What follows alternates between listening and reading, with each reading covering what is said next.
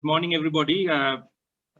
First of all, on behalf of the Sri Lanka College of Psychiatrists, let me express our sincere gratitude to Dr. Kalyan Rodrigo for accepting our invitation and for agreeing to conduct a session for our trainees, mainly focusing at the essay questions at the MD Psychiatry exam.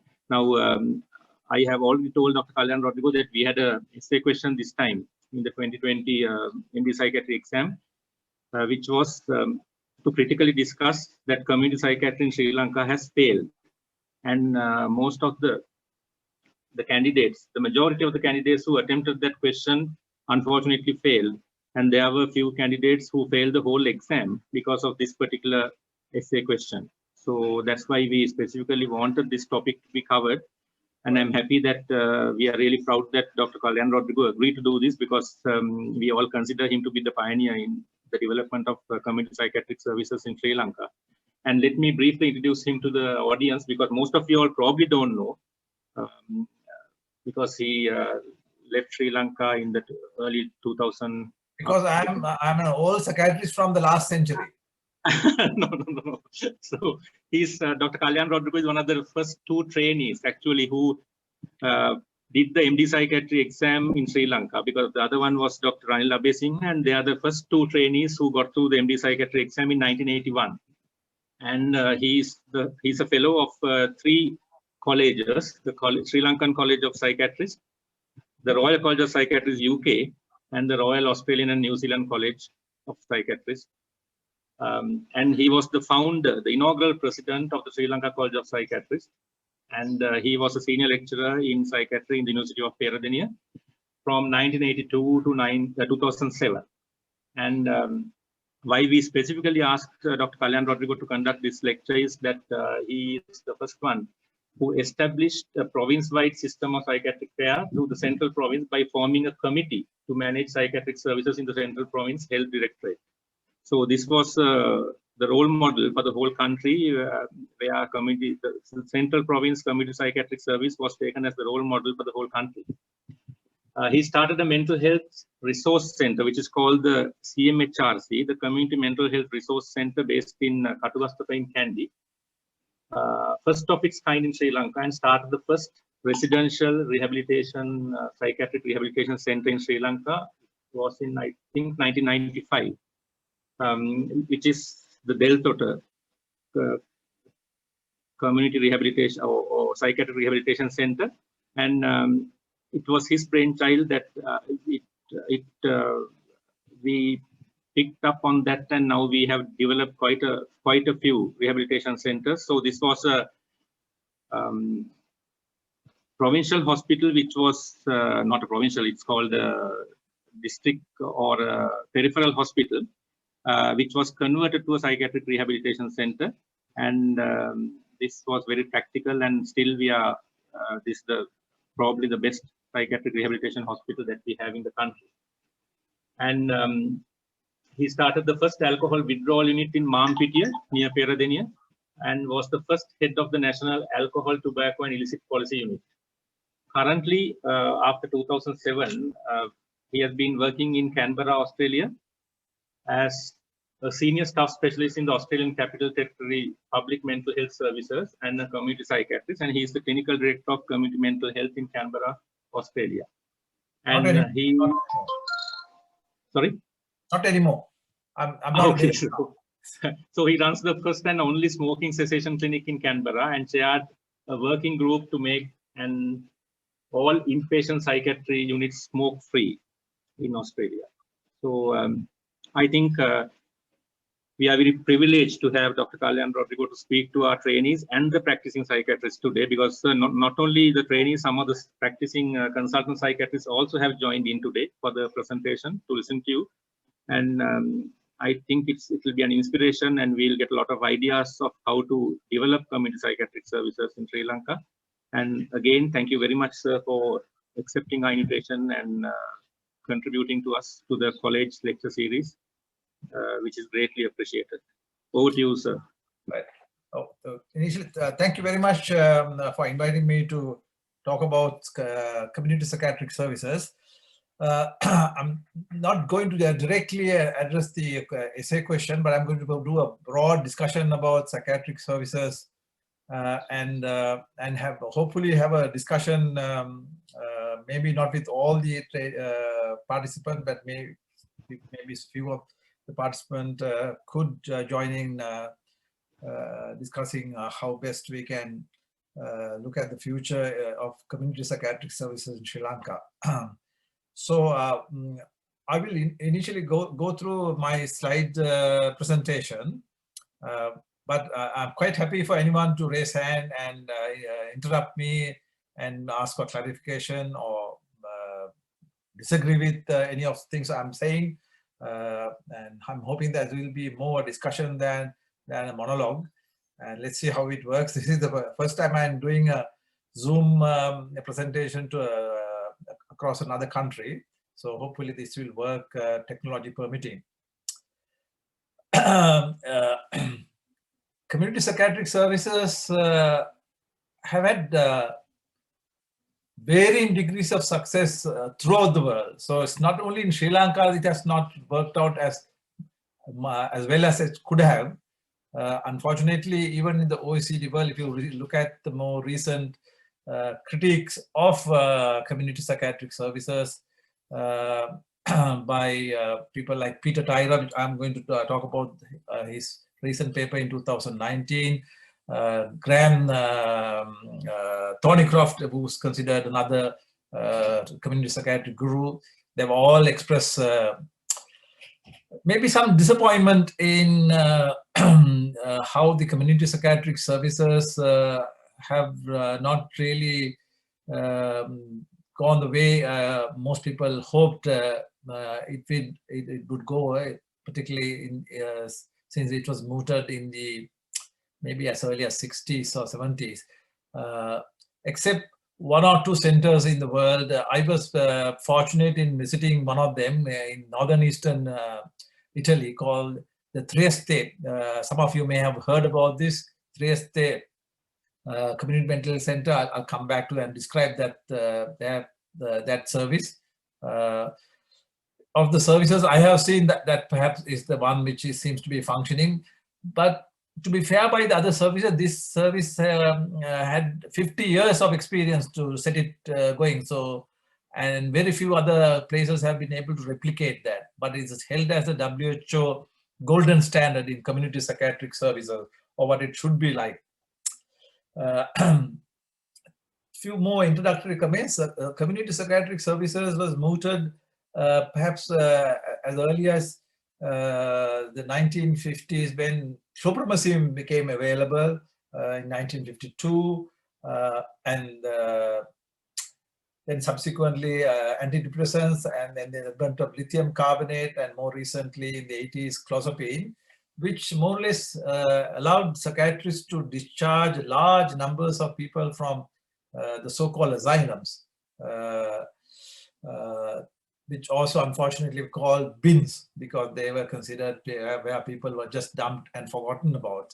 And unfortunately, these psychiatric, old psychiatric units acquired a very bad reputation as being not respecting patients' human rights. And there was a huge movement throughout the world, particularly in the OECD world, that these places should be closed.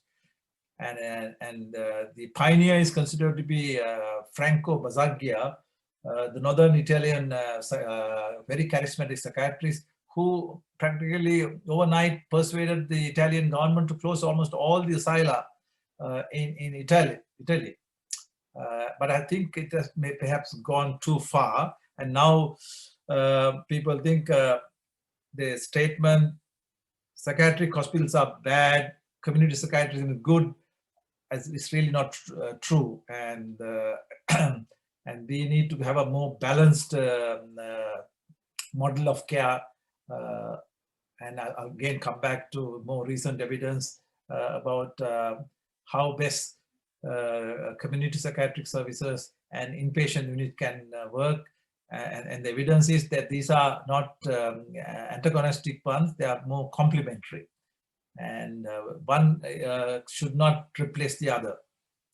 So let's see.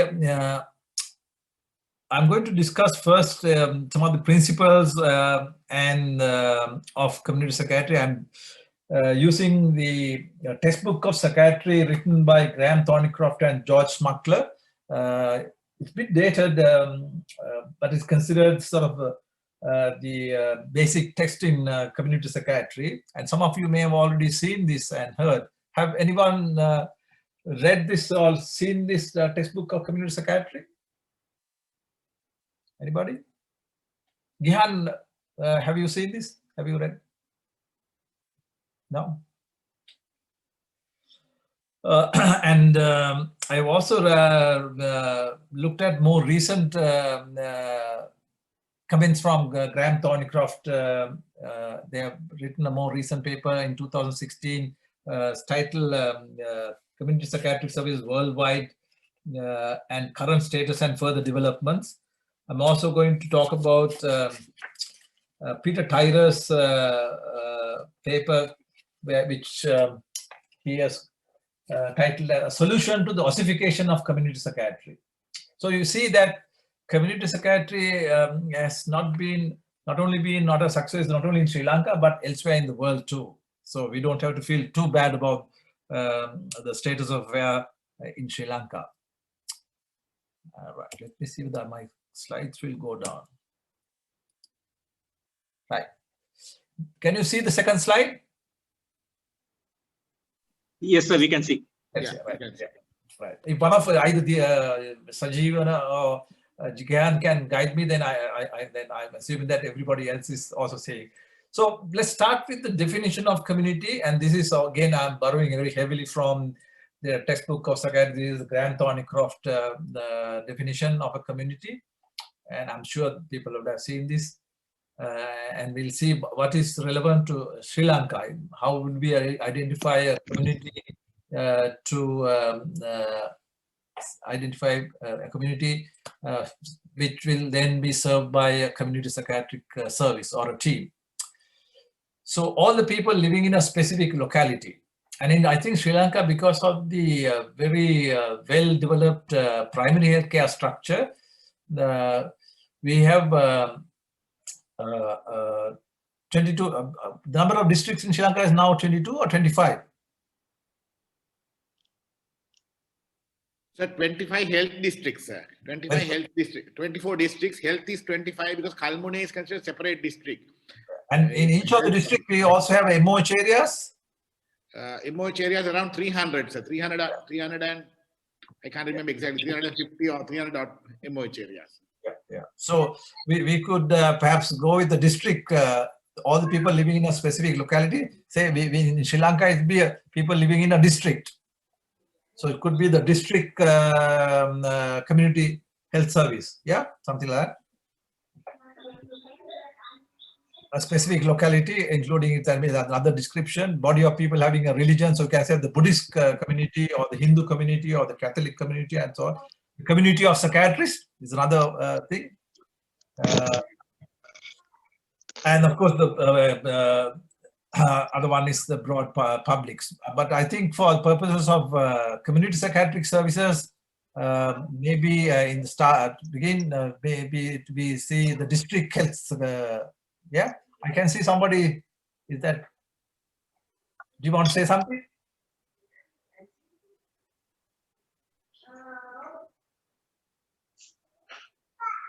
No, I think somebody has switched on the mic. That's what I. Okay.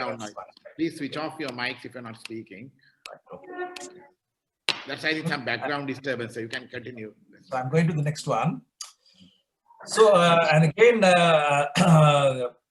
Thornycroft and Smuckler talks about 5 principles of community care. So, and they say we should demonstrate openness and honesty, demonstrate respect and offer courtesy, and the services should be allocated fairly and provided equitably and proportional to their needs, and we should be open to learning and change from what we learn. And again, you might be aware of these 3 ACEs. In developing community services, that we respect the autonomy of the patient and his or her carers. We will provide continuity of care. We will perhaps come back to this, and also pay heed to effectiveness of such care. Such care should be accessible. So I'm hoping that if we extend it to district level and through maybe the MOH divisions, that it will be accessible and as comprehensive as possible, and again is available in an equitable way to that particular community. And that the third 3 ACEs are that will be accountable from the MOH area to the district health supervisor or director, and then to the regional and the provincial director and to the country. And that this service will be coordinated and will be done in an efficient manner. So if you look at the psychiatric services, I think in Sri Lanka, we started with mainly acute inpatient services. Yeah. Now I think we have, in my time, there were only a few general hospital service units, plus that 2 big hospitals in Angoda and Mulerial. But I think now there are even basic hospital and maybe even district hospital units. Yeah. It's down to base hospitals, sir. Base hospital. Acute, yeah. But days open the day services, outpatient services are available even at district hospitals now. At MO mental health. Yeah. Okay. So we have the outpatient services and community services. Then of course day service is part of the community services, and longer term residential services, and of course interface with other services, which is social services, other health services, forensic, so on, NGOs and so on. And if you look at Thornycroft suggestion for medium income country, and I think Sri Lanka is now falls in the medium income category. Is that right? Yes. Yeah. So we should, according to Thornycroft's proposal, we already have outpatient and community services. We have acute inpatient services. They recommend that we should now have long-term residential services. I think in the central province, we have a couple of them. I'm sure that there are now other residential rehabilitation services elsewhere in the country too. Is that right? Very few, sir. Very few. Only intermediate care, the 6-month rehabilitation. Long-term services are very few, sir. Right. What about this? Have they? Dematampitia, there is one. Yeah. What about day services? Have you been able to develop any day services? Yes, sir. Day services are there, sir. Yeah. Day services are there, and even in IMH also we have a day service for old age, and Kaluboville has one. We have developed day services, but long-term residential services very few. So in fact, at the moment, the ministry is trying to. I think they are formulating guidelines for that, sir. So the other area Thornycroft is proposing, I'll come back to this later too, is to develop for medium-income countries. We should be developing work opportunities for our patients as part of community services. And this is not even realizing completely even in the high income countries. Now I work in a community service, I'll come back to this. I personally manage under my care about 100 odd patients who have serious mental illnesses. I can count the number of people who work, less than 5. So Australia is one of the richest countries. We are not delivering this. So you can see how difficult to deliver some of these services identified as necessities, but in practice, it's very difficult to implement. One service which does that very well is the Northern Eastern Italian service, which I will describe in some detail later. As an example of a fully functioning ideal service. Right. Now, this is a fairly recent paper published last January, just a year old, by a person called Isabel Pereira under the psychiatric services, the relationship between hospital and community psychiatry. And her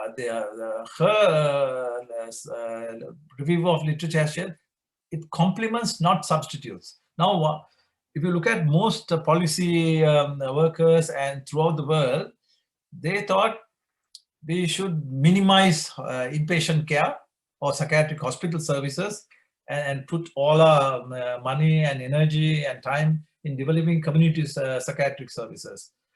And what they found was very interesting. Wherever there were high levels of psychiatric hospital services, also tended to provide high levels of community-based care. And some of the examples were, I think, Switzerland, if I remember right, where it was not provided was some Denmark, Sweden, New Zealand, where they thought we should cut down on the hospital services and concentrate, but that has not really materialized. So this particular person's survey has shown that these two services should not be separated. They should be done together, particularly to provide continuity of care.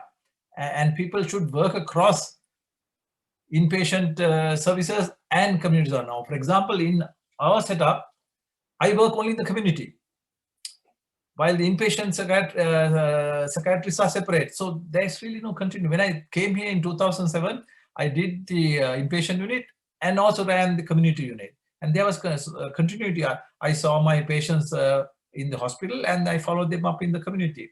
That has stopped now in most countries. And those of you who have worked in maybe in Australia or in UK would see this, that they have separated these services and with, I think, not very good results. So she, of course, says that there additional research needs to be done about to examine the complementary relationship between inpatient care and community-based care. I'm going to run through, and particularly maybe useful to in responding to the essay question. How do you measure if a particular community psychiatric service has been successful or not? And these are some of the mental health outcome statements mentioned by, again, Thornycroft and Schmuckler. So there are about, I think, if I'm not mistaken, about 8 outcomes: health and well-being and recovery. So you can measure the people's enjoy good physical, social, mental, and spiritual. Of course, this is very, but they have measured or developed tools to measure, not perfect ones, how to measure this health and well-being recovery outcome. Then that they have a particular home and financial security. Now in Australia, they provide this by providing a housing unit which is owned by the Department of Housing. And in Australia, there is, for people with chronic mental illnesses, they can apply with a psychiatrist report, what is called a disability state pension. So they are accommodated and they are provided financial security to some degree. It's a income which can help you to live in reasonable comfort.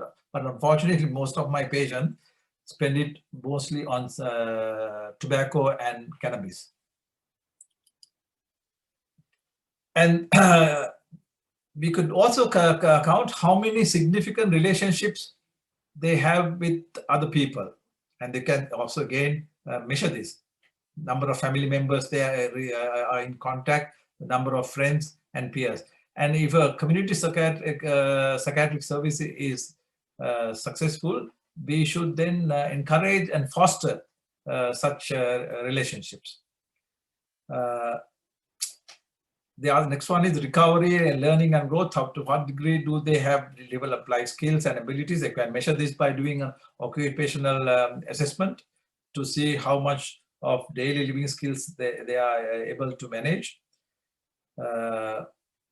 Improve their confidence, self-esteem, and resilience in the future. And that make sure that their rights as a citizen is respected, and they belong to a community. Now, this is one of the biggest barriers. When I ask my patients, name or tell me who are the significant people you remain in contact on a daily or weekly basis, some of them have said, "Doctor, I have no other significant people. The only person I see is my case manager and you, and my disability state pension person whom I meet on a regular basis." So getting people to belong to a community is a challenge.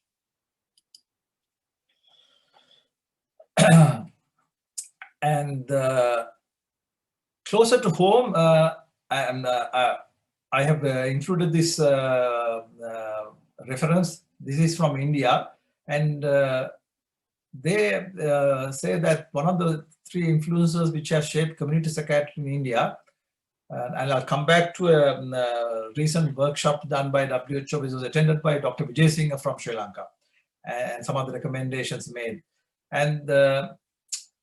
And this may be also relevant in writing that answer to, they say, the cultural asymmetry between health professionals and the wider society. I think that the gap is quite wide, particularly in countries like Sri Lanka.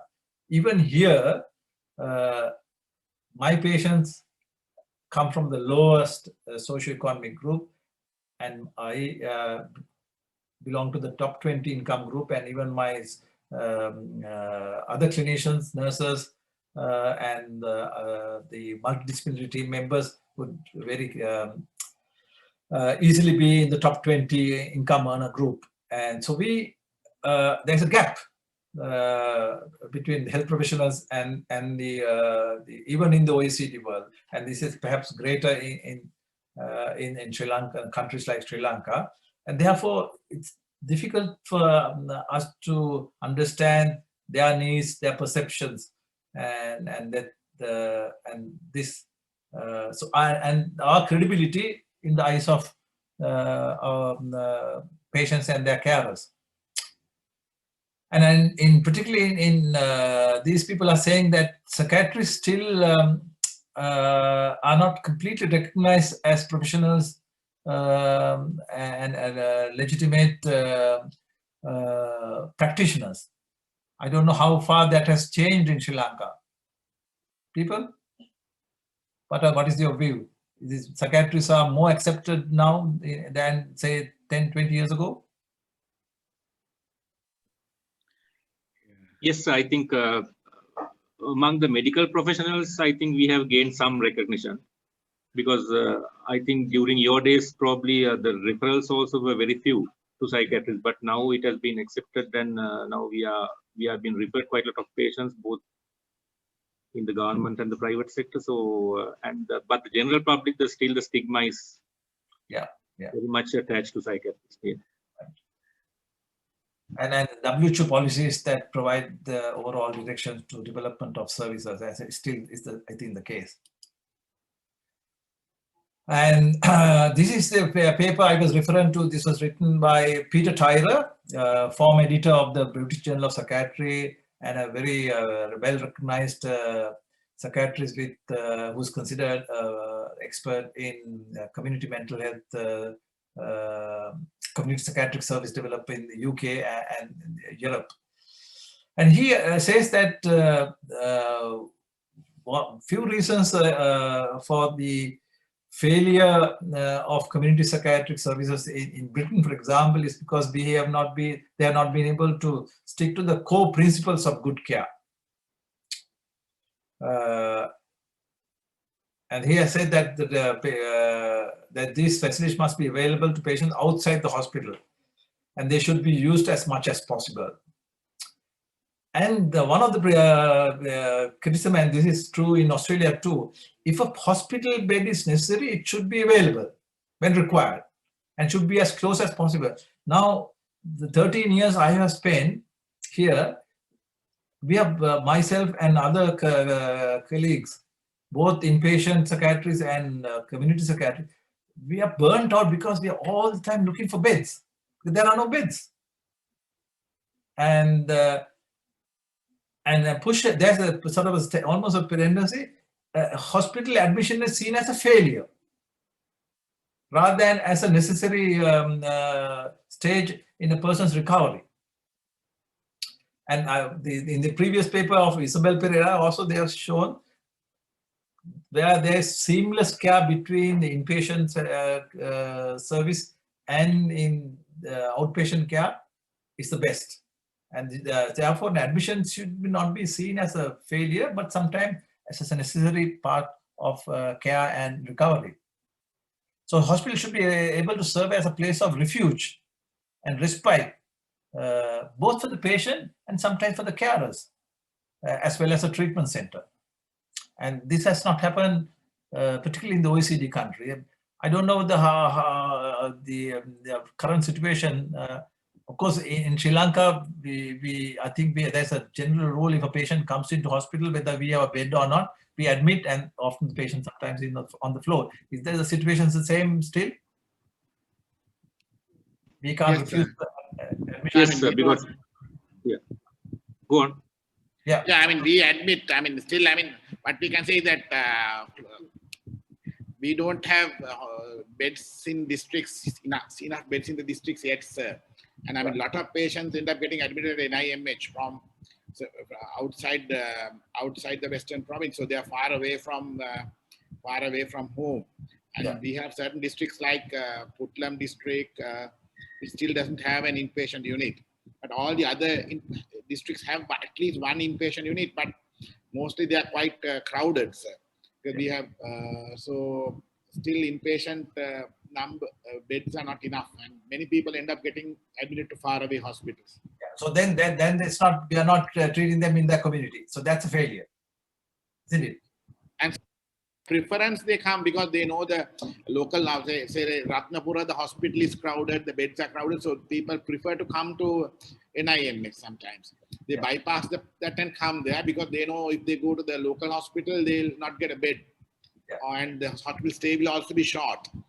So one of the things the psychiatrists should do is to persuade mental health administrators both nationally and regionally that there should be adequate beds in the locality of the patient, so that they are not removed from the. If you are saying that community psychiatry must succeed, then the patient must be treated in his or her community. Yeah. Yes. Agreed? Yes, sir. Now even now with the COVID, the numbers have gone down, but generally they are about. Now there are about 640, 500, 600 patients, acute and intermediate patients at NIMH in Colombo. So now with of course, the COVID, the numbers have gone down to about 300. But so at any given time, there are lots of, especially, but now certain provinces have become very much self-sufficient. So Northeast, we hardly get any admissions. North Central, Uva, we don't get much admissions. I think even Central province is less, but we still get a lot of admissions from the Southern province and the Sabaragamuwa province. So the way forward should be to minimize traveling to Colombo for inpatient care. Yeah. Yes, sir. So again, Tyra is saying that continuity of care may not always be possible, but should be attempted, driven as a matter of principle. And this is also not happening even in Australia. So when patients are admitted to the inpatient unit, we struggle to keep in touch with the patient in the unit. And that's a major failure. We are trying to rectify that. And I'm hoping that in Sri Lanka, we will have greater ability to provide this continuity of care. Generally, of course, at least we saw them as outpatients in Sri Lanka, but now some of the patients who will, for example, be admitted to NIMH, when they get discharged, would be seen by a completely different person, isn't it? Yes, sir. And they may not have, may not be have that therapeutic relationship, and therefore again, in answering that question, if we were to succeed, then this must be another thing we need to keep in mind, to provide that it is a successful community psychiatric services by ensuring continuity of care. May not be the same person, but at least the team should be the same. And then again, he goes on to say, individual or team-based treatment both have merits and their choice be determined in collaboration with the patient. Yeah. One of the recent findings was, they found that where they have this model where the inpatient care and the community care was done by the same team, and then they compared that with teams where the community was one team, inpatient was one team, the rate of admission and recovery was not significantly different between the two models, but the patients found continuity of care by the same team or the same clinician much more acceptable, and so the patient satisfaction was better, and therefore that may be the model for Sri Lanka. And I think we should not copy the Western model where they have separated this community care. Clinician will work only in the community, and the hospital clinician will work only in the hospital.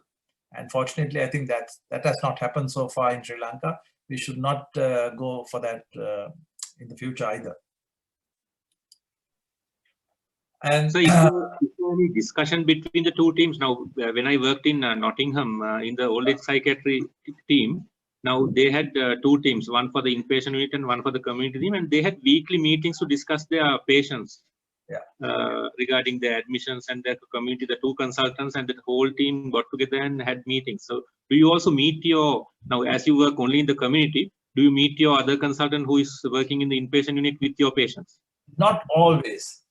There is a particular time a week where we do a video conference, and we discuss our patients, but we are not able to discuss all the patients. However, case managers try to attend board meetings as much as possible. So there is some continuity. Okay. But when I started working in Australia, I worked in the inpatient unit and in the community, and I followed my patient, and my registrar came with me, and we saw our patients both in the hospital and in the community. And they have now, we have moved away from that model, saying that what was the reason for the change then?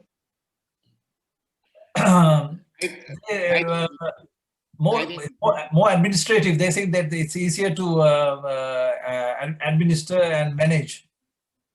And now we have been telling that this should be rectified, and we should go back to that. But there are certain psychiatrists who prefer to work only in one city.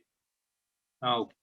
Yeah, so it's not only the administrator's problem. Some other psychiatrists are also resistant. So I think, sir, in Victoria, this was well demarcated. Even in 2007, so they had separate teams. 2006, 2007, in Melbourne, they had separate teams. One community team, one inpatient team. So that was probably, Canberra was also following that. And patients complain bitterly, saying, I have to say this story all over again to you, and there is no therapeutic relationship. It keeps changing. It's a different psychiatrist, different case manager, and patients feel very frustrated. And I think we should not allow that to happen in Sri Lanka.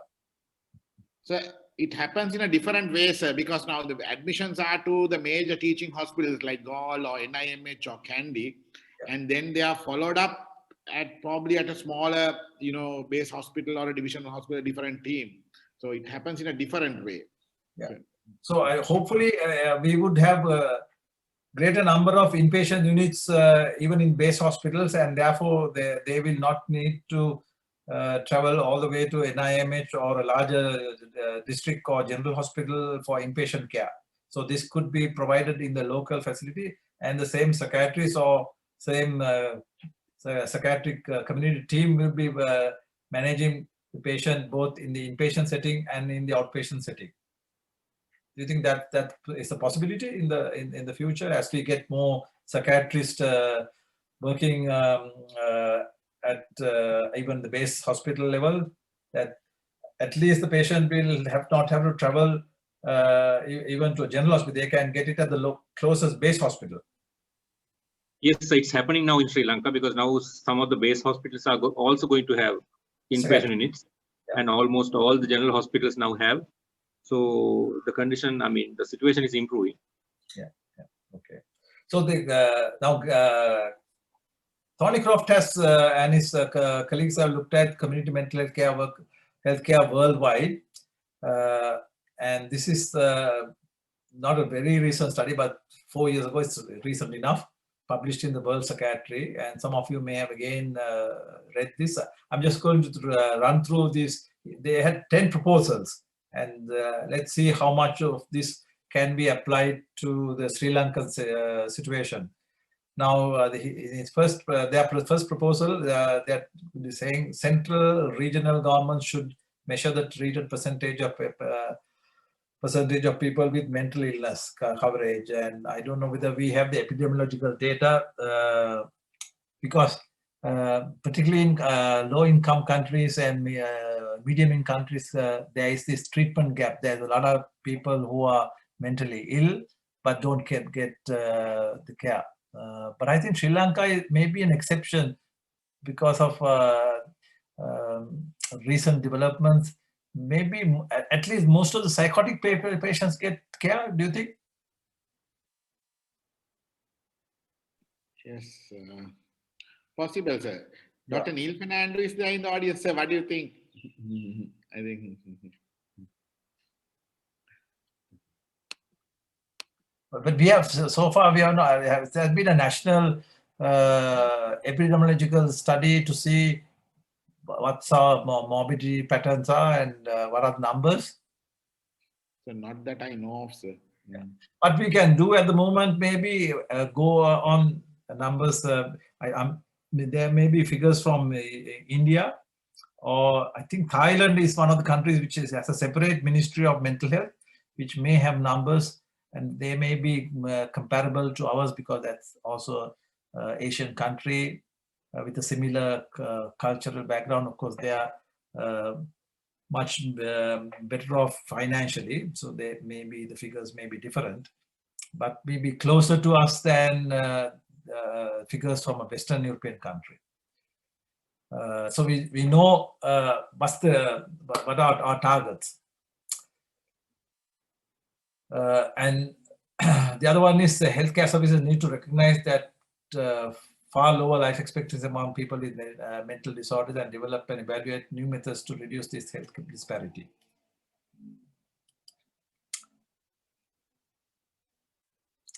Evidence-based as far as possible, intervention need to be provided in the long term at population and community levels to reduce stigma, and that's what we are trying to do by providing this service closer to our patients' homes. And such services should be accessible and acceptable. Yeah, if they have to come to all the way to NIMH, then that's really not accessible, and we should not say that's acceptable. Hopefully, in the next maybe 5-10 years, most base hospital will be manned by a psychiatrist, and inpatient care will be also available. And if they have to go to the NIMH, it will be mostly for a specialist care, like forensic care or something like that, and not for standard inpatient care. Yes? Yes, at the moment, sir, most of the base hospitals are manned by psychiatrists, but many of them don't have inpatient units. So that's what I think, again, we should tell both the regional administrators and national administrators that this is a must. And also some of the new inpatient units don't have the facilities to probably treat extremely aggressive patients. They don't have seclusion facilities, and that's another point that's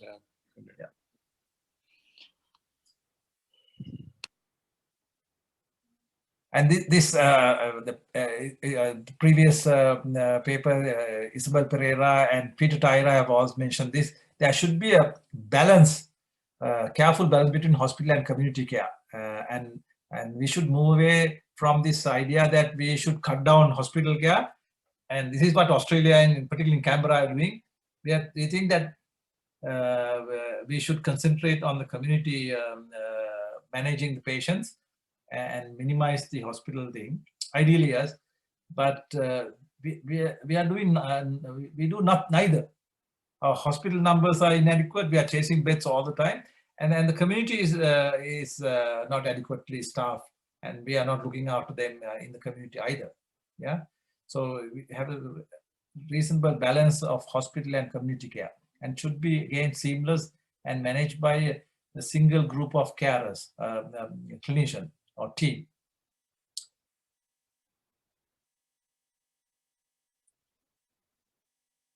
And of course, again, we need to invest adequate treatment for treatment facilities which are known to be effective, and disinvest from treatment known to be ineffective and even harmful. I'm going to talk about that just now. I know this is a real problem throughout the world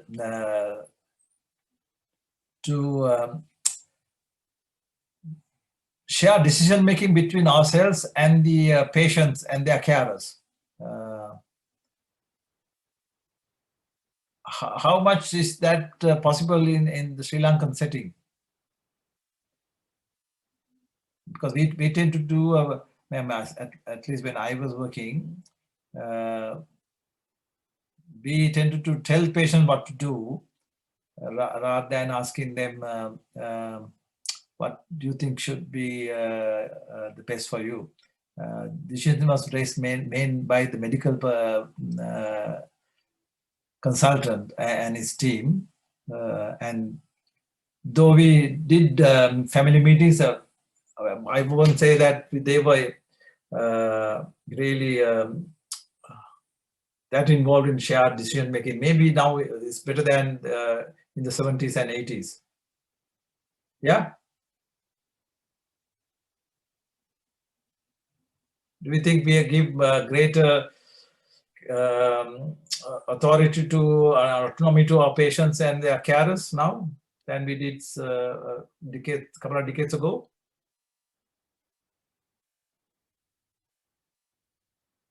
What do you think?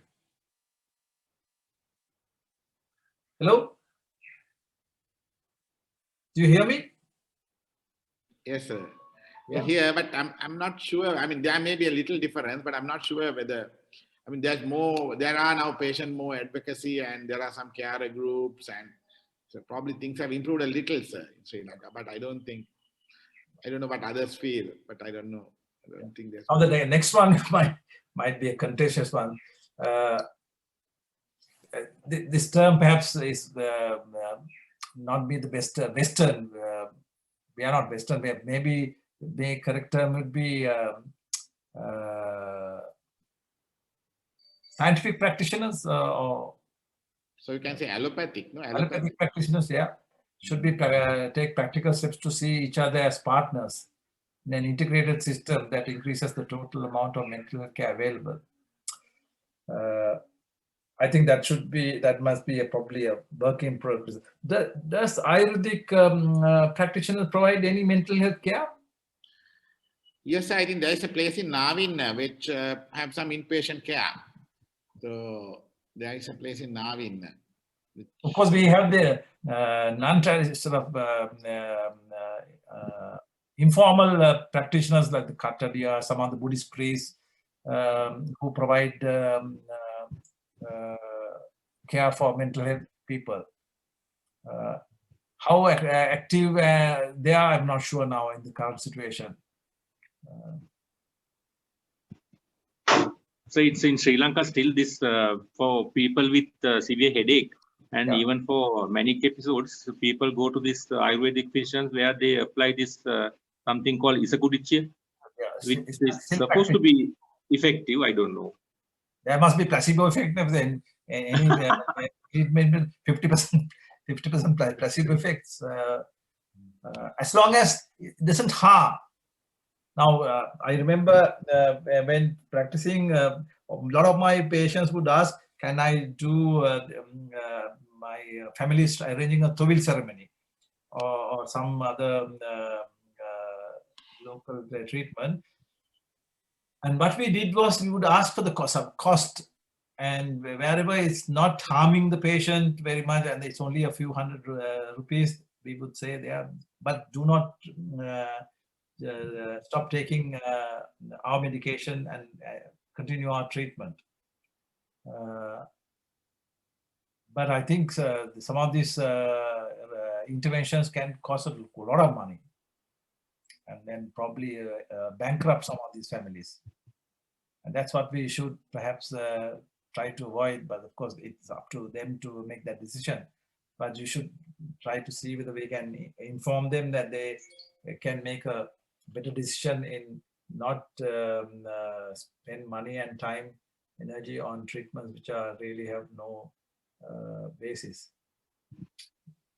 Okay, the last two proposals are that mental health services should develop dedicated programs of recovery. This is again, even in Australia, in Canberra, I've been complaining regularly. We don't do very much. We have a day service program where we try to get people to improve their daily living skills, learn for example, meal preparation, maintaining their general physical health, maintaining their house in a tidy manner. Most of my patients are, unfortunately, though they live in this Department of Housing unit, they live in Scholar.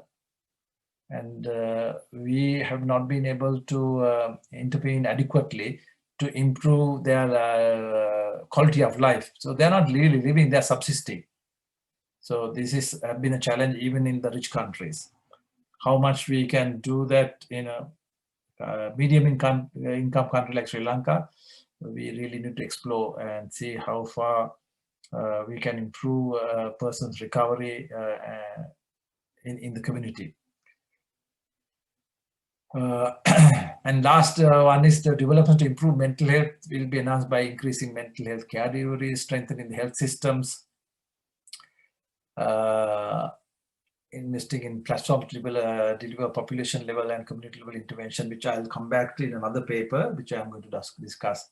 And these SDGs, they are of course the UN Sustainable Development Goals related activities, a bit far-fetched at the moment, I think. And so this is the paper which goes a little beyond psychiatric services. So this one is talking about promoting mental health and social equity. Have you people heard about this movement? One of the persons, I think we should invite Dr. Denath Samarasinghe, Professor Denath Samarasinghe, sorry. He's now involved in working in a large number of villages in empowering particularly women to manage their health of themselves and their families, to improve not mental illness, but their well-being. And so this is a multi-author paper, and I will send it to you, Gihan, and you can then circulate it among the training group. And this group of workers are saying that you can promote mental health in a very broad way. We are not talking about mental illness now. We are talking about everybody with multi-sector collaborative care. And of course, they do talk about the early intervention services for psychosis, pioneered by one of the child psychiatrists in Australia. You might have heard about him, Patrick McGorry. School-based interventions where they teach every child to manage emotions, manage anxiety particularly, and also learn how to study better. And not just talk about drugs, but emotional management, which can be taught. And the WHO had a life skills group where they train both teachers and other school authorities to help children to develop how to think critically and how to also manage their emotions, both positive and negative. And of course, homeless services, and if I have time, I will expand on this, criminal justice, particularly in countries where they have gone and closed asylums and also closed inpatient services. Do you know where, and USA is one of the worst examples, because of inadequate public service inpatient beds, people end up in with three possible outcomes. Can you, any one of the people who are listening, can you tell me what are the three unfortunate outcomes for people who are not provided adequate inpatient services?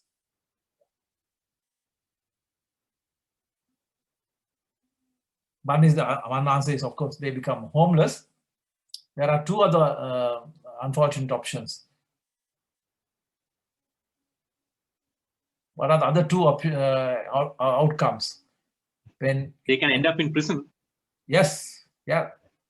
In USA, half the prison population are mentally ill or have a drug problem or both. What is the third unfortunate outcome, which is even worse?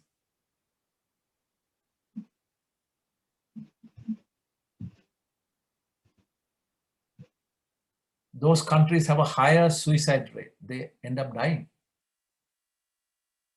There's almost a parallel correlation. Wherever the bed numbers have gone down in public health, the suicide rates have also gone up simultaneously.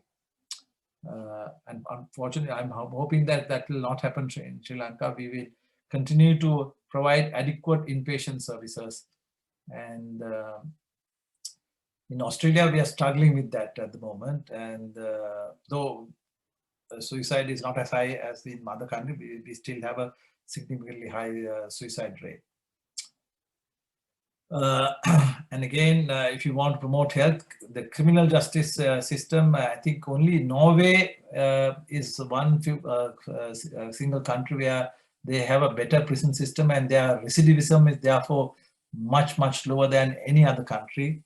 Certainly better than USA, where prisoners go repeatedly in and out of prisons, while better managed, more humane prison system in Norway has reduced recidivism very significantly. And then global mental health range and mental health promotion and prevention may be at a infantile level, but it should be addressed. And this could be done in, according to these authors, at several levels. Of course, the government has to buy in, both nationally and regionally at the policy level. And I think there is some recognition of that in Sri Lanka, isn't it? To promote mental health and social equity.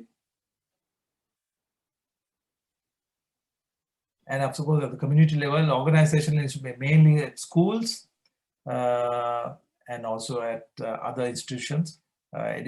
We should have employment assistance programs in all, both private and public employment places. And we can do it at the interpersonal family level, and of course at the individual level, mostly at the school level. Right, now I'm going to stop briefly. allow people to ask questions, and then I'm going to describe the Northern Eastern model and the WHO recent conference. I don't know how many of you have read this journal. This is Developing Community Mental Health Services in the Southeast Asian region, and this was attended by I don't know whether Dr. Vijay Singh made a presentation. Dr. Hiranti De Silva, who was the then director of mental health, and Dr. DPT Vijay Singh, and then 2 people from the WHO office in Colombo. Have any of you seen this document? Developing Community Mental Health Services, and there's a section on Sri Lanka which I will talk to you about.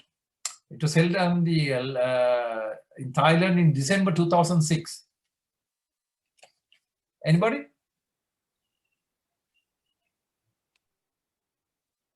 No? Has Dr. Vijay Singh presented it to you guys? Yeah? No, sir, no. I have not read it, no. No, you should. Because there is the trainees must have read it. Yeah, it's called Developing Community Mental Health Services, and particularly for that essay answer, they could have referred to this, and I will take you through the recommendation made for Sri Lanka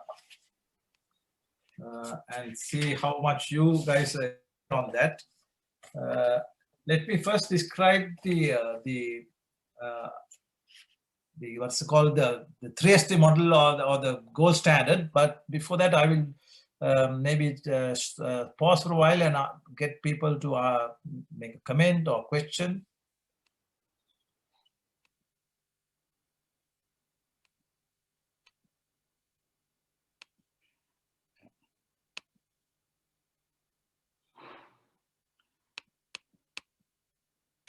Any comments?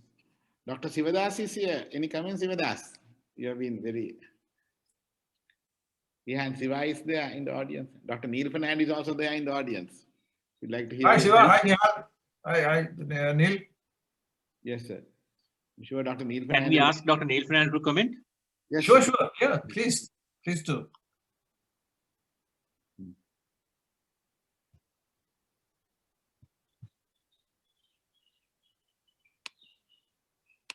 Yeah, I think Dr. Neil Fernand also has been quite involved in the development of community psychiatric services in Sri Lanka.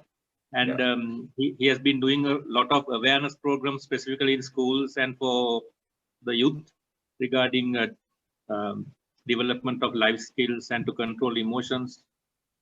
So he probably will be able to comment.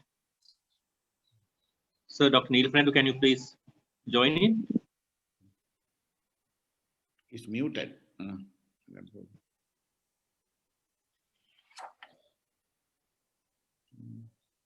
What about Dr. Sivadas, who has also done a lot of services to the northern province? Can he comment? Yeah, I can say something about northern province. Yes. Only thing is, there the collaboration between the public health, especially primary health care services, we have developed a collaborative sort of a teamwork with the primary health care services people, especially MOH to primary health midwives. So through that, we are doing some community psychiatry services. And in the northern province, there's a public health inspector for a mental health. So there's an appointment called public health inspector for mental health. That is only there in the northern province. So through that, we are doing some community service to detect early detection of psychosis, suicide prevention, especially the suicide of maternal suicide. So maternal suicide program prevention and other things. But I think this is all, it's not a well organized manner, but in a way we are doing collaborative with the primary health care people. Siva, what about the CSOs in like community? So, what do you call those community support officers? No. Yeah,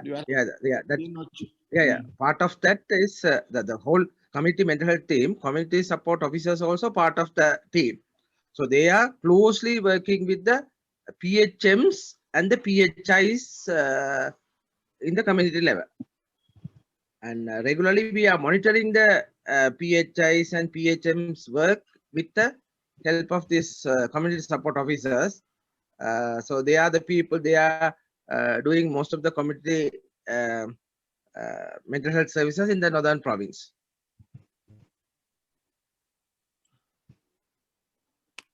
So though it has been patchy, if you look at this particular question, we have to first maybe define what should be included in a community psychiatric service in a country like Sri Lanka, and if you accept that it is a medium income country, you can say these are the services which should be provided. So in those terms, if you look at Thornycroft's recommendation, a medium income country should have adequate inpatient services, which is accessible, and community inpatient and outpatient services. We can say that though it's not completely accessible throughout the island, some degree such services are available at least at the district level, isn't it? And it's been expanded to be provided through the basic hospital level. And outpatient clinics are currently running in almost all basic hospitals, yeah? Basic base hospitals, is that right? Yes, sir, yes. And even divisional hospitals, MOMH, yeah. even divisional hospitals. That criterion is working. Then establishing rehabilitation services, we can say it has been patchy, has happened only in few places, maybe 3 in the central province. We have in central province, we have Deltota as the long-term rehabilitation center, and then we have another long-term rehab center in recently opened in Kahawat near Gampola. Yeah. And 2 in Matale. Muandenia is the long stay, and Laliambe is the short medium stay. Right. And we have 1 near Kotmale as well. Right. And 1 in Walapani. So altogether 7 are there. Right. In other provinces? So I think other province, yeah. I think we have only got Kandana. No, if you take out the Mull area, it's probably got Kandana. If you take say the southern province, they have got Ridigama in the Hambantota. So it's not much in the other provinces. And the northern, I'm sure northern east, I think they have got quite a few. Northern east. Sabaragamu, Gihan, probably they will only have, I don't think they have anything, no? Sabaragamu, they have Dematampitiya. They have Dematampitiya. Yeah. Right. So if you look at the 5 key elements which the Thornycroft says, outpatient and ambulatory clinics, we have succeeded in some degree. Yeah.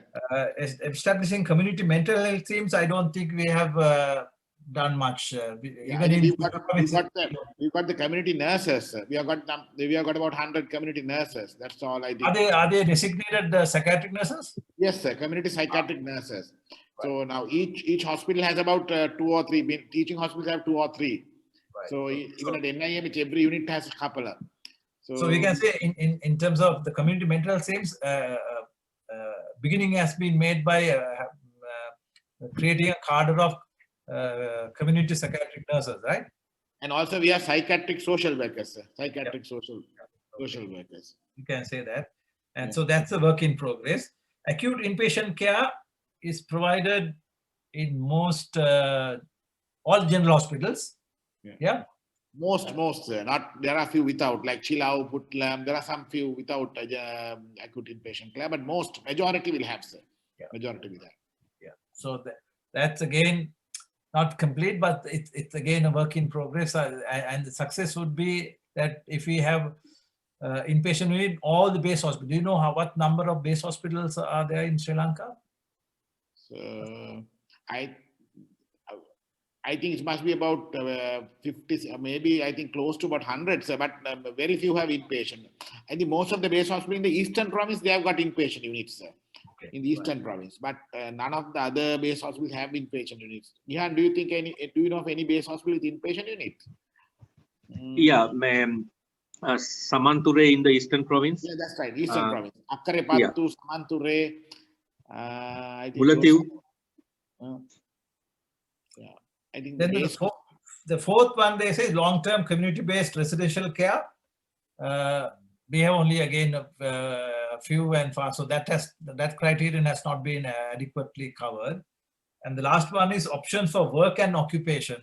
How far is that? Is there any sheltered workshops or any service which helps our patients to get back to work? NIMH has started some things with rehabilitation unit at NIMH. So we have some supported employment, and it is there at NIMH to a limited extent, sir.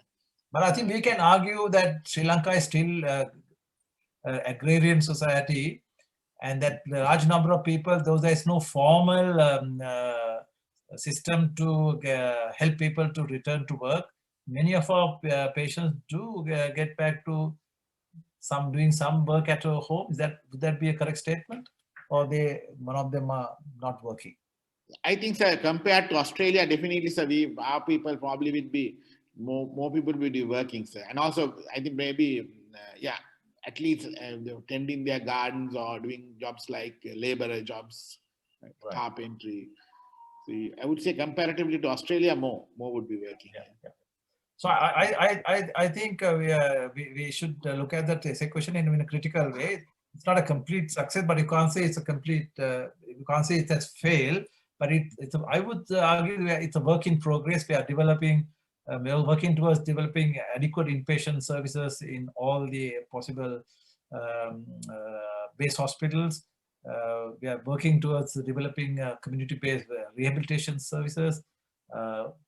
Work, though there is no formal system, many of our patients tend to go, and we encourage them to getting back to work.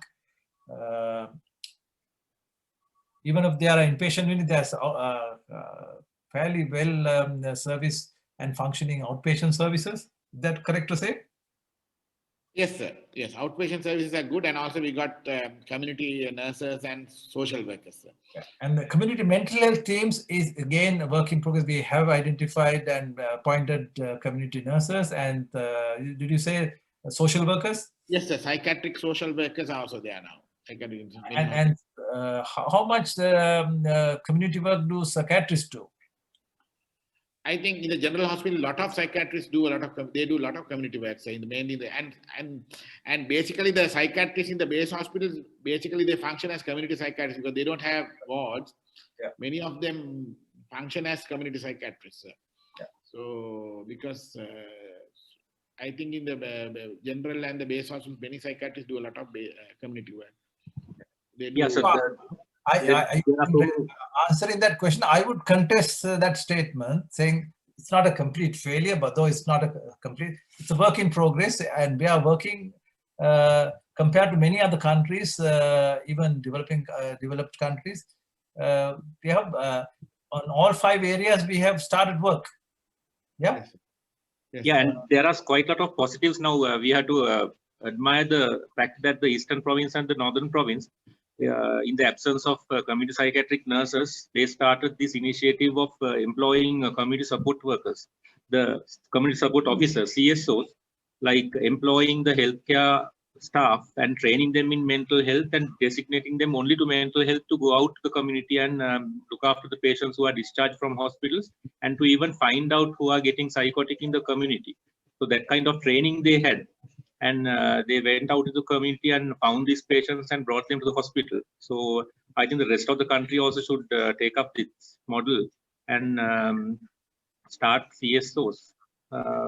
in the, I mean, until the community psychiatric nursing service is well established.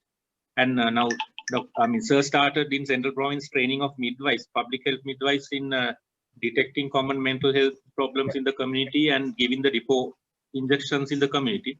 We have, I which think, went on very well. we have a Sinhalese manual too. Yeah. And the other thing I would mention in my answer would be also the number of NGOs which have been active in Sri Lanka in facilitating the work of the government psychiatric unit. Some do it with us, some have done it independently. In Colombo, the Sahana has been functioning for quite a long while. In North Eastern Jaffna, the Shantiam has been functioning for more than 20 years now. Siddharth? Yeah. Yeah. And in Kandy, Nirvana has been functioning for almost since 1990. So about 20 years. Yeah. There are other organizations which have functioned. There's one for I forget the name, but for intellectually disabled persons, one was started by Mrs. Valkala. I don't know if that's still functioning. Is that Blue Rose, sir? Blue Rose? Is it Blue Rose? I can't remember the name, but that's one of the oldest NGOs working to support intellectually challenged persons. Blue Rose is still functioning in Kandy, and there are so many private drug heroin rehabilitation centers in the country, mainly in the Western province. Yeah. That might be an area where we need drug and alcohol is a significant comorbidity, and perhaps that it's an area which needs further action at the community level. And again, ADIC and organizations like that has been developing services particularly to prevent.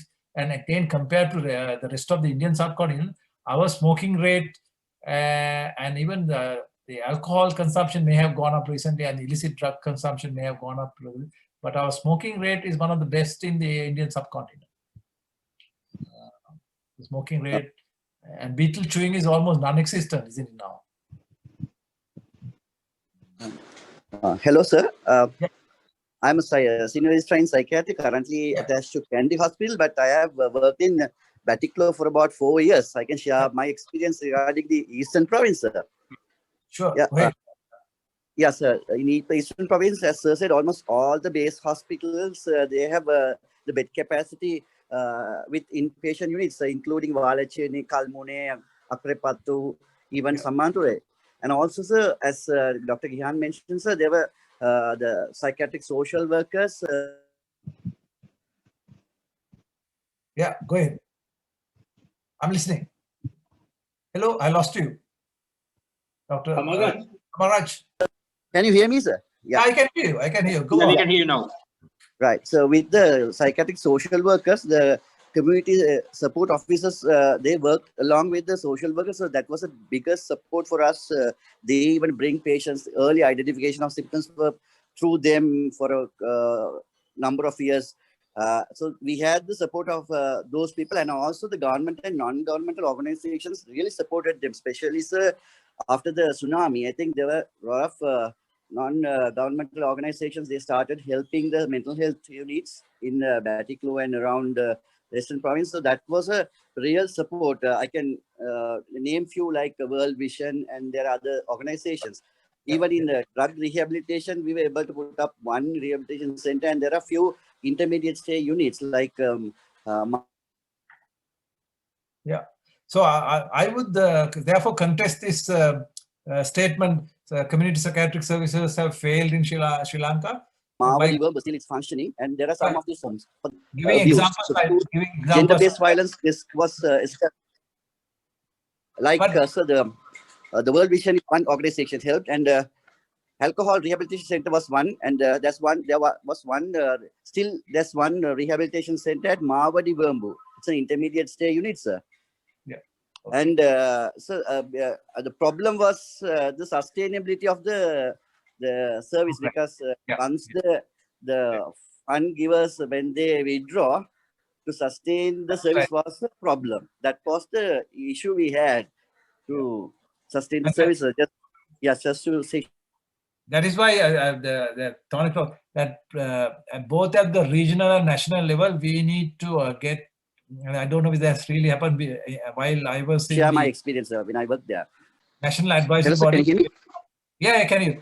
We tried to get mental health budget. I don't know if there's still that has been established. We don't have a separate mental health vote or budget, which is ring fenced, so that the funding doesn't go out like, but as you mentioned. So there's nothing like that. Still, there is no mental health budget, sir. No. So that is something the college should really press and get the support of other organizations that if you want to really develop mental health services in Sri Lanka, we really need the Ministry of Health, both nationally and regionally, provincially, identify there has to be a separate mental health budget. And we can bring the example of Thailand, which has a separate Ministry of Mental Health. And in Canberra, we have a separate Minister of Mental Health. And unless priority is given to a neglected area like this, sustaining these services is going to be a challenge. And we can say despite, so in the answer, despite that, if you take defined community service as defined by Thornycroft, Sri Lanka has done quite well.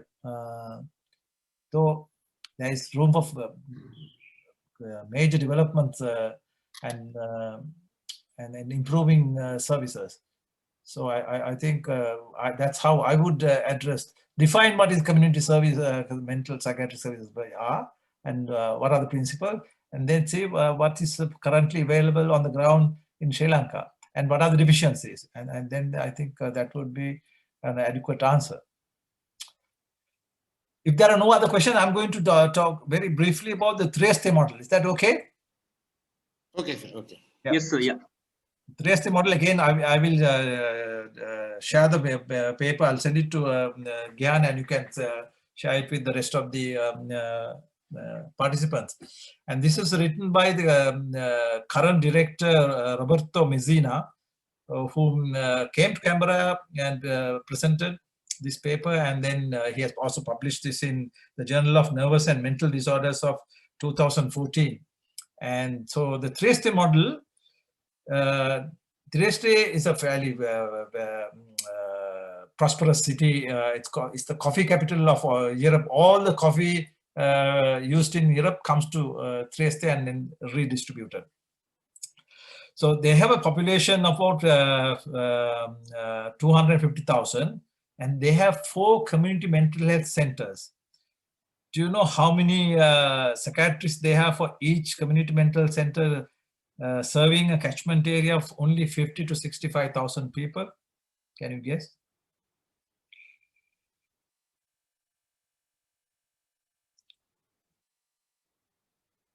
There are 4 to 5 psychiatrists in each of those 4 community mental centers.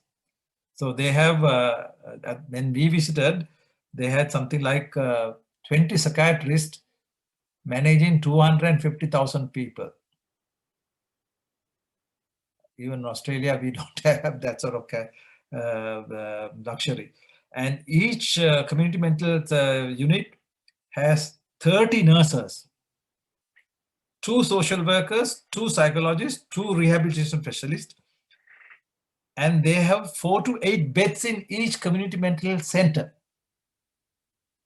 And in addition to that, the whole area has 6 acute beds in the general hospital, and they don't keep a patient for more than 24-48 hours.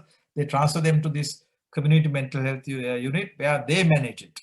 Even in Australia, we don't have beds in the community mental health unit, and these beds, which are non-hospital beds, are managed by NGOs. And in addition to that, they have 45 beds in group homes and supported housings, which are also available 24. Now, each of these centers are run 24/7. A patient doesn't need a referral, they just can walk in. So that's one of the seamless services But however, there's a catch in this. They don't manage drug and alcohol people. But even in Sri Lanka, we generally don't manage all the drug and alcohol, do we? We used to manage the alcohol people, but we didn't manage the heroin or other illicit drug. I think the situation is the same now. Yeah. No, sir, we do. Sometimes we do admit, we do, and we try not to admit. Yeah. We do manage them, sir. We do see them. I mean, so you can say this is a very resource-rich service. About 20 psychiatrists to manage 250,000 people. Not all of them are mentally ill, and their centers are managed 24/7. And each of the community centers have. So here, I think we should call our base hospital unit not an inpatient. We should say this is a community mental health center with the inpatient unit plus the community team. And that's how we should describe our units, and that will help us to develop the community arm without saying this is just a base hospital unit. If the psychiatrist can take responsibility that I will not only manage the inpatient population, but I will also be a psychiatrist, community psychiatrist for my area. Do you think that's a possibility? And the community psychiatric nurses and the social workers will be part of his team. Yes, sir, and that's what is envisaged in the policy also, sir. Yeah. Yeah, that's what, to have small community mental health teams in the MOH, each MOH area, yeah, managed by the psychiatrist of that district. Yeah. So the smallest team would be a community mental health team led by a MO mental health, a community nurse, and a social worker. So that's the. That way, Sri Lanka is in a very good position. We have one of the best nationwide healthcare structures. Very few countries have that system.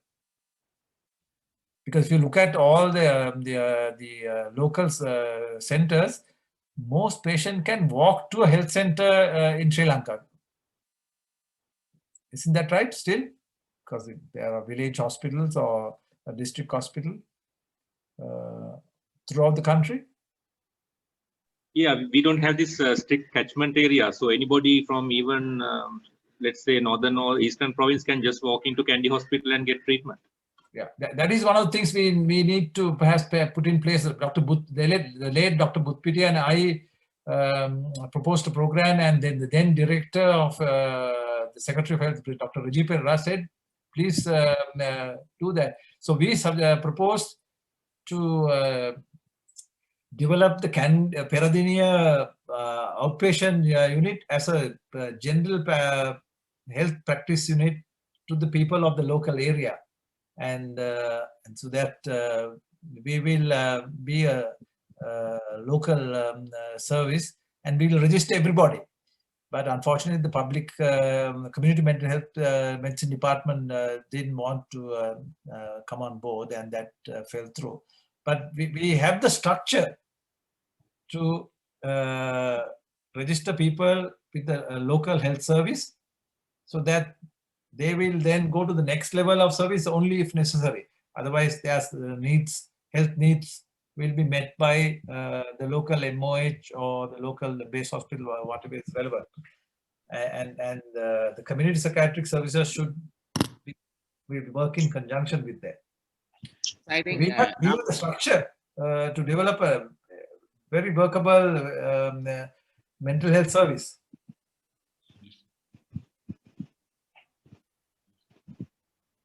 Would you agree?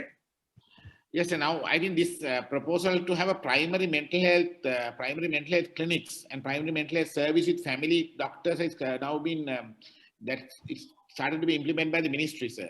With doctors who have qualified in family medicine. We have doctors who have qualified in family medicine, so they will be put in charge of this primary primary health care clinics, sir. Yeah, Like a GP system.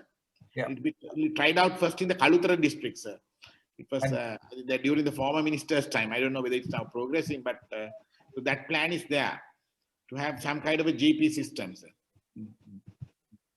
And with current availability of an electronic record system, we can easily stop the duplicating recording, documenting data in different places.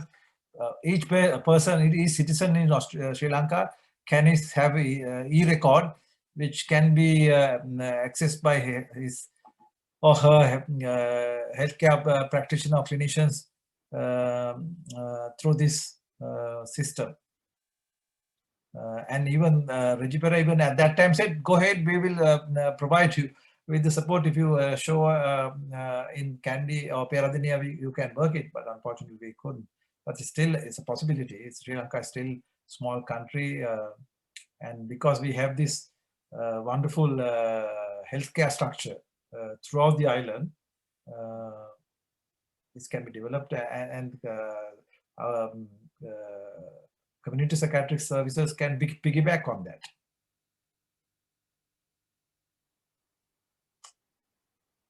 Right, any questions? We have about another 10-15 minutes.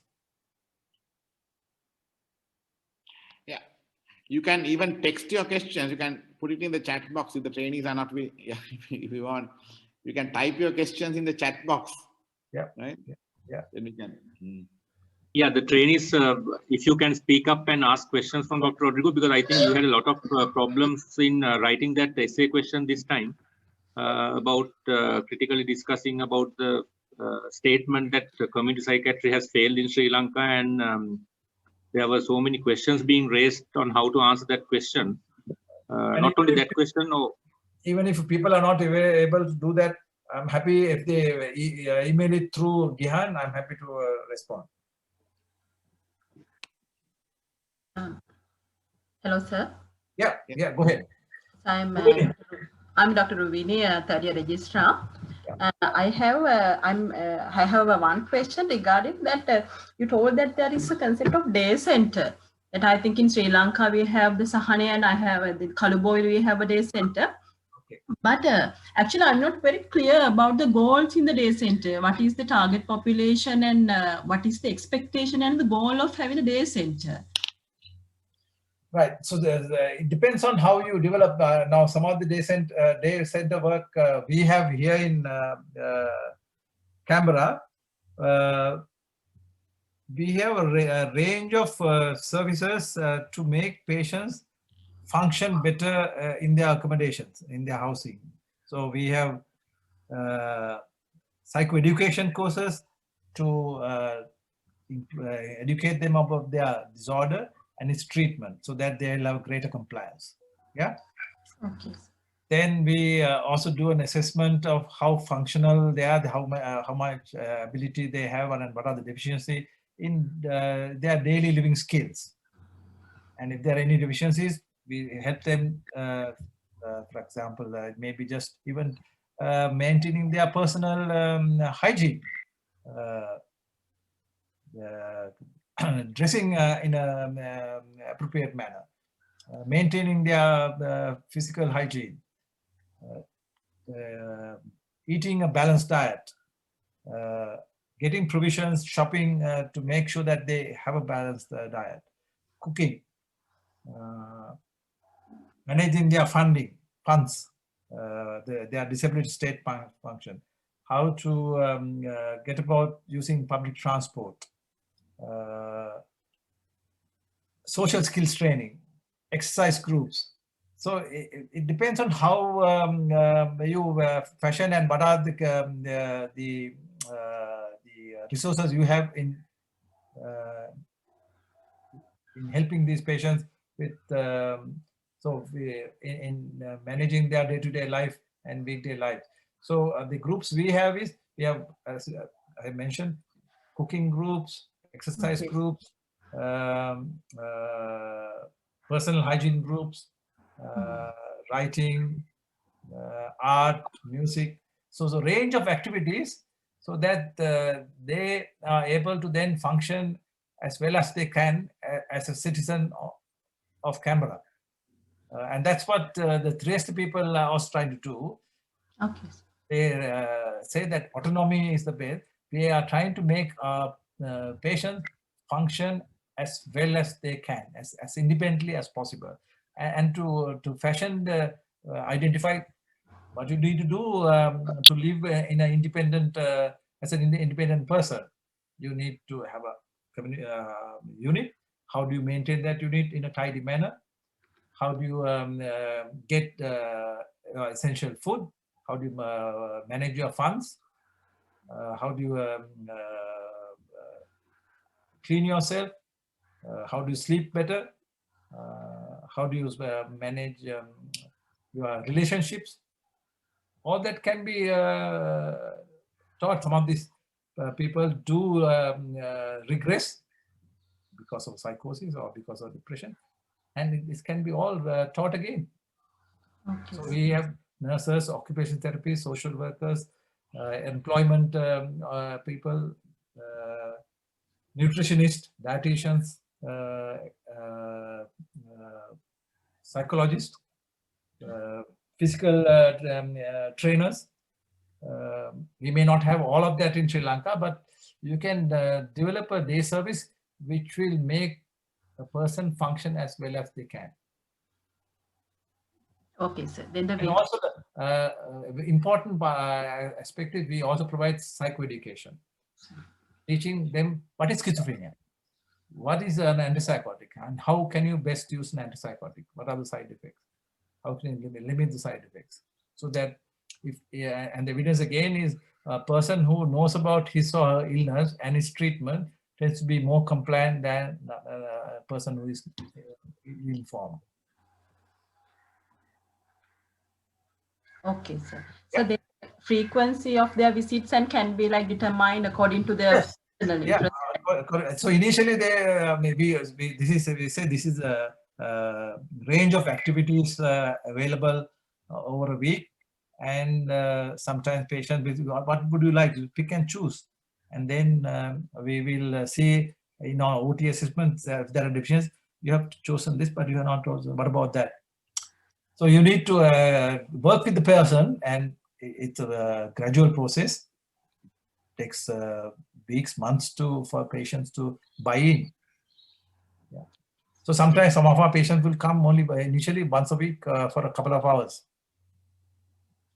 Make a start so that they become participants and become a part of the community. Many of our patients are socially isolated and with little or no interactions with other people. So the day service is a start to get them to belong to a community.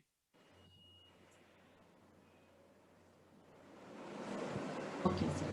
Thank you very much, sir. It was very clear. Thank you so much.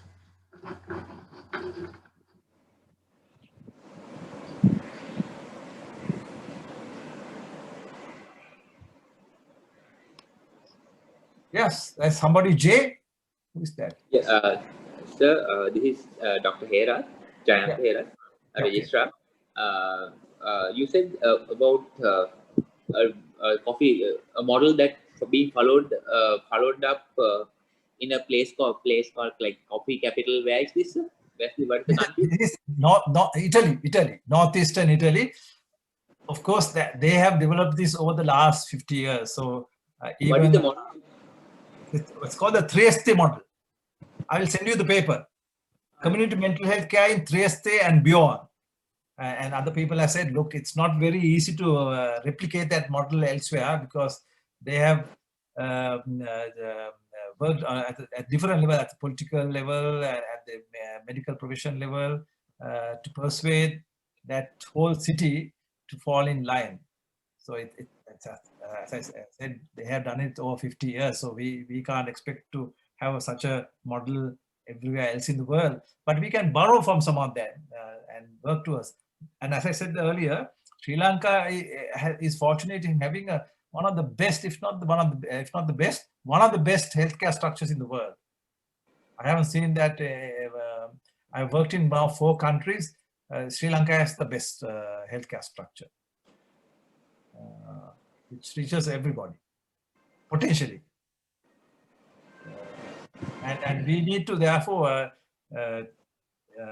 facilitate people to use their local facility, as I think maybe Gyan or Sajeevan, they tend to bypass the local health service because they think there is no doctor there or no medications there, so they go to the higher level. So if you look at our outpatient clinic, total waste of time. Small record is made in a small piece of paper, which is not seen again. And we also find that a lot of our patients throw their medications out. They just do it once. But if they come to the local center where they are possibly known and there's more continuity, they might make better use of health services. So we are not using the superb healthcare infrastructure we have in Sri Lanka.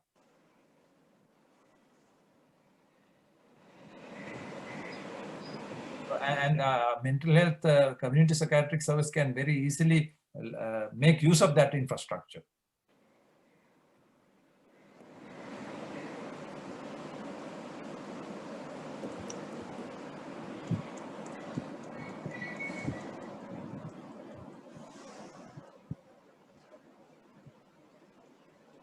The papers I want you to concentrate is one written by Peter Tyrer, the solution to the ossification of community psychiatry. And interestingly, I should have mentioned this.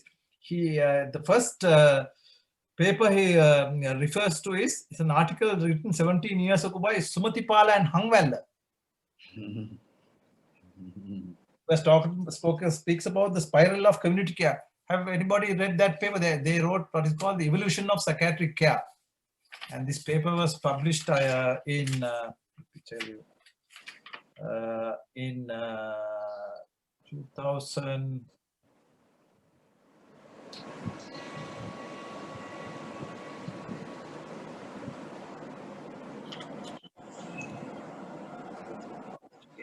2001.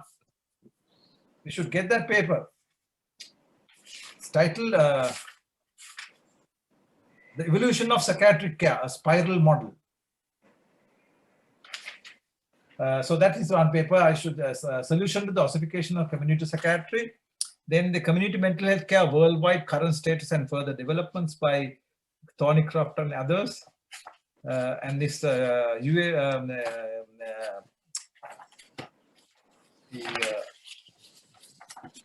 WHO workshop developing community mental health services in the region, 11th and 14th December 2006. I will send all of these to Gihan, who can then circulate. And then the Trieste model, community mental health care in Trieste and beyond. The other one is the cultural critique of community psychiatry in India, which is relevant to us. And I don't know, in your library, you have the community psychiatry textbook. I think it's worthwhile having a look, have that as a reference. I don't think you should buy that, but maybe the PGIM library or the Candy library should get a copy of the community psychiatry. So if you can send us the title, we'll get at least, I can get the NIMH library to buy it, sir. Yeah, I'll send it. Yeah, not a problem. You can get the textbook of them. We'll get the NIMH to buy it. I don't know. I have given the title in the slides. You should. Okay. You can. And most of the references to the papers I've also mentioned, but I'll send the papers to Gihan separately so it can be circulated. So my summary would be that as recent evidence suggests, we don't have to separate inpatient care and community. It should be part of one service, mental health service or psychiatric services with the inpatient arm and an outpatient and a community arm, and to work together so that we maintain continuity and therapeutic relationship, which we really struggle in Australia. All right. Okay. Thank you everybody for listening to me. And I think Gihan has logged out. Has been logged out. No, so no, I no. think, No, I'm not. Yeah, Then you can thank. You can thank. Okay, right, fine. You can do that. I can find you. So, yeah, on behalf of Sri Lanka College of Psychiatry, I think we should all thank Dr. Kalyan Rodrigo for taking time to enlighten us on this very important topic.